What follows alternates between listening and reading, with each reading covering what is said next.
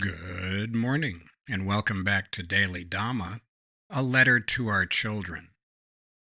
Today is July 10th, and our reading is Burden of Proof.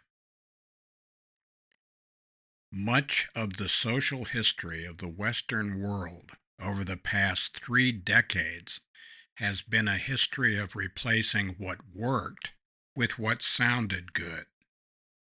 In area after area, crime, education, housing, race relations, the situation has gotten worse after the bright new theories were put into operation.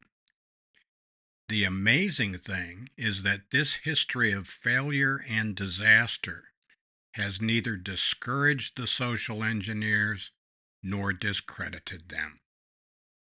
And that's Thomas Sowell from the book Is Reality Optional? And the essay is called Social Deterioration. Sowell wrote that in 1993, but the half had yet to be revealed. 3 decades later, it's hard to argue the trend has improved in the West or the East. The only constant is change, but we should move slowly. The burden of proof is heavy on anyone who takes it upon themselves to innovate by undoing individual, familial, or social norms that have stood the test of time.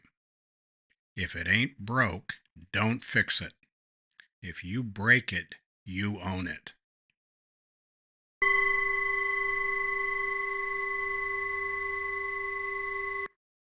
Thomas Sowell is a national treasure. In fact, he should be a World Heritage Site all by himself. His insights are always deep and thoughtful.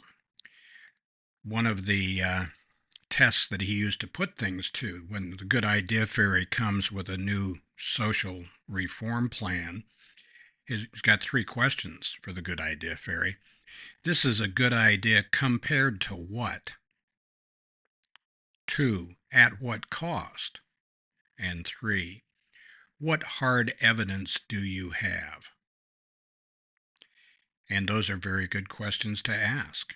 A lot of the stuff that's been cooked up sounded good. It looked good on paper.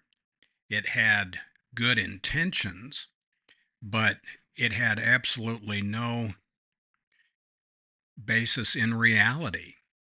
And it almost doesn't matter what you're thinking about. Rent control drives prices up because it makes housing less available. Nobody wants to buy, sell, move in, or move out of anything, and it freezes the housing market. Crime. It turns out that cashless bail is not a deterrent to violent crime. Now, a lot of people would have called that, but they weren't the people in academia who thought that would be a good idea. Education the same way, and we'll be getting into more education more in August when we talk about teachers and teaching.